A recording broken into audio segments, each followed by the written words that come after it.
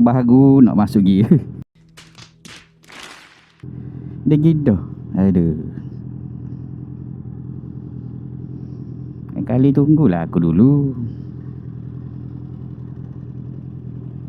What? Kok mau lah.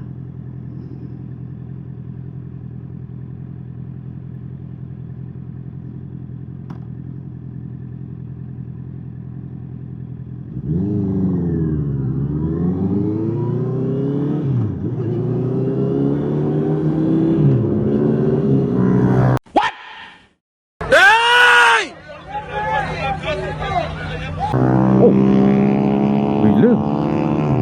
Terkejut kita. Ram ni. Gini ke?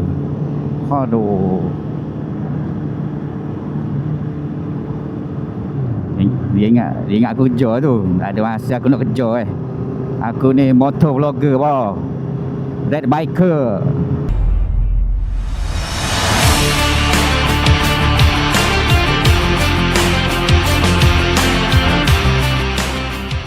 Kita kadang-kadang bawa motor besar ni bawa santai-santai je.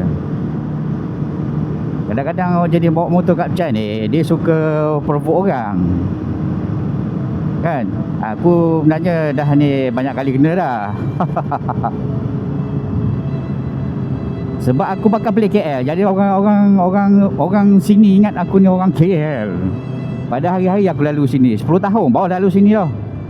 Pergi kerja ulang alik. Kadang-kadang naik motor kecil, kadang naik motor besar. Gitu lah.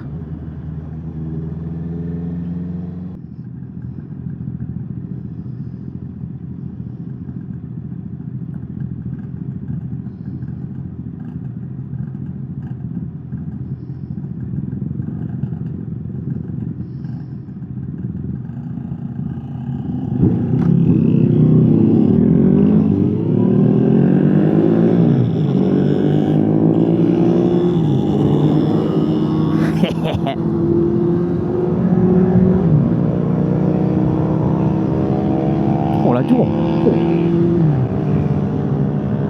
Oh laju. Oh siapa?